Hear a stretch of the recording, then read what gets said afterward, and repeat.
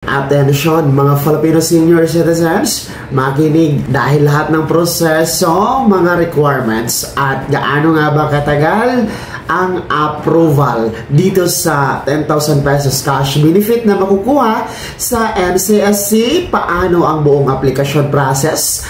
Narito ating pag-uusapan sa video na ito. Hold up.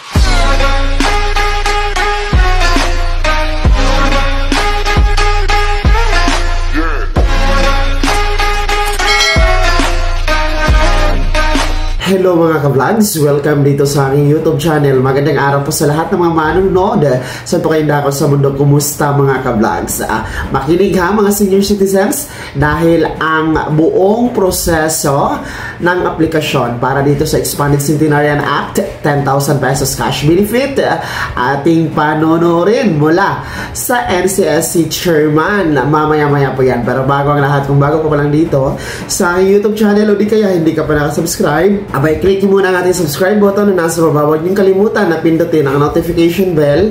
Ilagay niyo po sa all para naman updated kayo sa lahat ng mga videos na aking i-upload.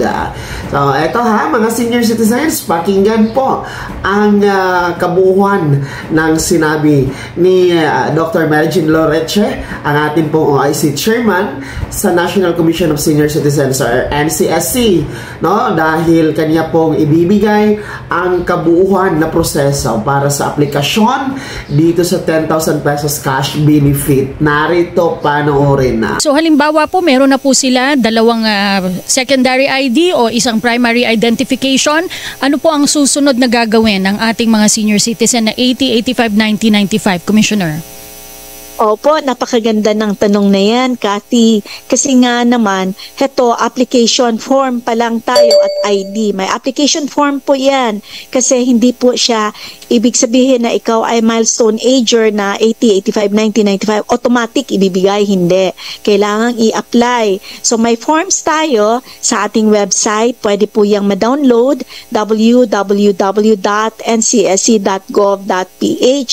Pag sinearch po ninyo yan, andun yung form, application form para dito. O kaya naman, yung mga hindi techie nating mga nakakatanda kagaya ko, pwedeng dumiretso yan sa ating OSCA o kaya sa ating Social Welfare Development Officers at magpatulong sila doon. So pag nagawa na nila yung application form, kasama nung kanilang ID na isi-xerox yan, heto ngayon ay i-verify ng ating OSCA at saka LSWDO. Pero bago yan, meron din tayong sinasabing full body photo, no? Pwede nakaprint lang yan siya sa ating A4 at saka syempre yung photocopy ng kanilang mga ID. Yun lang, ganun kasimple talaga upang sila ay mabigyan ng kanilang benepisyo. Okay, so pag nasubmit na, ipaprocess po yan, hindi agad-agad makukuha na pag submit mo, mabibigay na sa inyo ang inyong cash gift, Commissioner. Ako hindi. May proseso yan. Kasi tayo ay, we have to follow rules by the COA, by the Commission on Audit, by the Department of Budget and Management. So, pag ito ay inyo na pong naproseso doon sa inyong OSCA o kaya sa inyong LSWDO, dadaan po yan sa opisina ni Mayor. Kasi kailangang magbigay sila ng endorsement na nagpapatunay na kayo ay nandoon nga. At heto ngayon, kasama ng inyong mga papeles, ibibigay yan sa aming regional office. Hindi na po kayo ang magbibigay niyan. Ang atin na pong mga OSCA o sa opisina na ng LSWDO o ng Mayor. Ifo-forward po yan sa ating regional office. Buong Pilipinas, meron po tayong regional offices. Andun din po yan sa website natin. So kunyari, dyan sa Region 7, ang alam ko po, ang kanilang opisina ay nandyan sa IBP building sa Capitolio. Sa Cagayan de Oro, meron din po tayong opisina sa May Nazareth. Meron po tayo dito sa NCR na opisina din. So doon po yan, ifo-forward nila. Pagdating po doon, pag na-validate ng ating mga regional officers, ito po ay siguradong okay na, gagawa po sila ngayon ng payroll. Hihingi po sila ng pera sa central office dahil hindi pa naman tayo regionalized. So pagdating po yan dito sa aming opisina, amin yang i-check ulit na hindi ba doble ang applicant or claimant. Kasi baka sa sa Region 6, nag-claim siya. Pumunta siya ng Region 10, nag-claim din siya doon. So, kailangan natin na i-validate din, i-cross-reference. If everything is in order, ang pera po ay ida-download natin sa ating mga regional offices via their land bank current accounts na local. And then, heto ay magsischedule ng payout.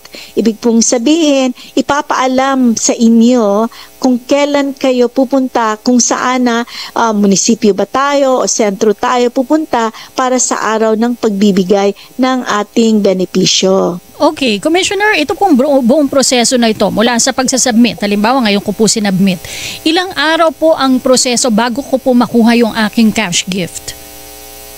We're looking at, Kathy, of around 63 days, no? So, working days. So, that's around 2 months, no? 63, that's 30, tama. That's around 2 months from the time you applied and completed yung iyong requirement. Subalit, kung heto naman ay kumpleto na at maayos at nagkaroon na ng payout plan ang regional office kasama na nung kanilang master list, yan po ay mas mapaaga kaysa 63 days. At ito po ay ginagawa na sa ngayon. May mga nag-submit na po, Commissioner. Meron na, Kathy. Tayo'y natutuwa kasi tayo ay tuloy-tuloy ang pakikipag-ugnayan sa ating mga regional offices at sila naman ay aktibong tulungan sa ating mga local government units. Kung titingnan natin advanced information sa ating mga nakakatanda, we are planning to conduct the first payout nung mga nag-birthday nitong January 1, 2025 hanggang February 15 siguro 2025 o baka no, I'm sorry. So January 1, 2025 hanggang January 31, 2025 claimants, plano nating mag-payout sa third week ng February.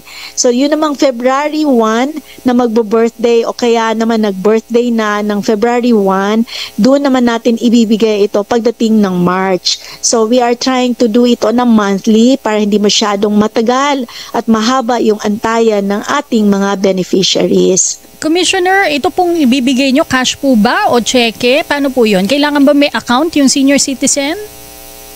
Cash ito, Miss Cathy, ang ibibigay natin na 10,000. Pero darating ang panahon, isa sa aming pinag-aaralan yan, na baka po pwedeng i-Gcash, i-Paymaya, o kaya naman i-download sa LGU, o kaya naman diretsahan sa kaniyang account, no? Lalo na kung meron naman na siyang account talaga, yung mga cash card or mga pension cards nila, we are still working on that. Pero sa kadahilanan na bago ang implementasyon ng programa na ito, gagawin muna nating cash na 10,000 iaabot sa ating claimant. At saka Kathy, kailangan alam ng mga ating mga beneficiaries na doon sa araw ng payout, dahil may schedule naman kayo, magdala na po kayo ng photocopy ng inyong OSCA ID or kung ano mang ID meron kayo at heto photocopy na plus ang original kung ano yung inyong nasubmit doon sa initial application at nitong inyong photocopied ID kasi pipirmahan niyo po yan sa harap ng paymaster natin pag abot ng pera sa inyo. Okay, Commissioner, ito po ay dadaan sa LGU, no? Paano po masisigurado ng NCSC na hindi po ito magagamit sa pamumulitika dahil alam po natin lalo-lalo na election year po ngayon? Ay, napakaganda niyan. Sa totoo lang, Kathy, hindi siya idadaan na yung pera sa kanila pupunta. Kasi ang magpi-payout nito ating mga tauhan sa komisyon. So kami po ang siyang magbibigay at mag-aabot ng ating benepisyo sa actual na claimants.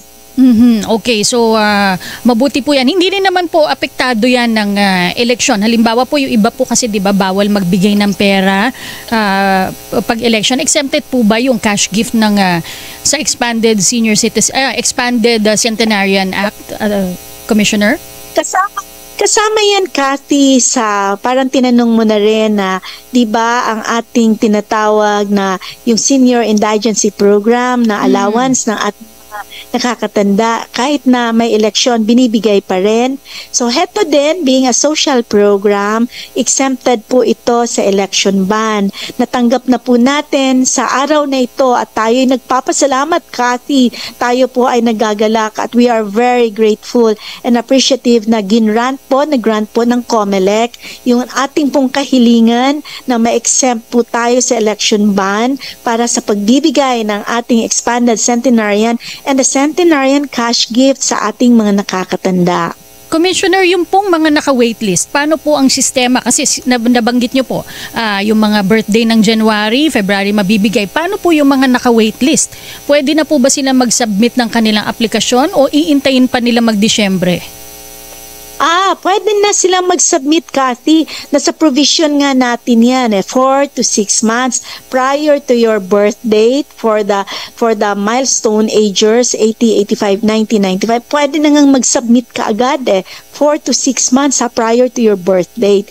Pero dahil nga, sinabi ko kanina, ang mula March 17 ng 2024 hanggang December 31, 2024 ay walang pondo, pwede na silang mag-submit din po ng kanilang mga application at yung kanilang requirements. Kasi po, tayo ay nag-represent na sa DBM, nagbigay na rin po tayo ng sulat, humihingi ng pondo para sa kanila. So that, pag tayo ay nabigyan ng pondo para dyan, then hindi na mahirap para sa ating beneficiary.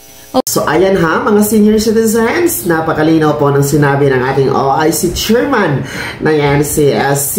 Talagang lahat ng katanungan ay nasagot. Talagang lahat ng impormasyon na kailangan nating malaman tungkol dito sa pag-apply sa 10,000 pesos cash benefit ay nasagot po ni Dr. Loreche.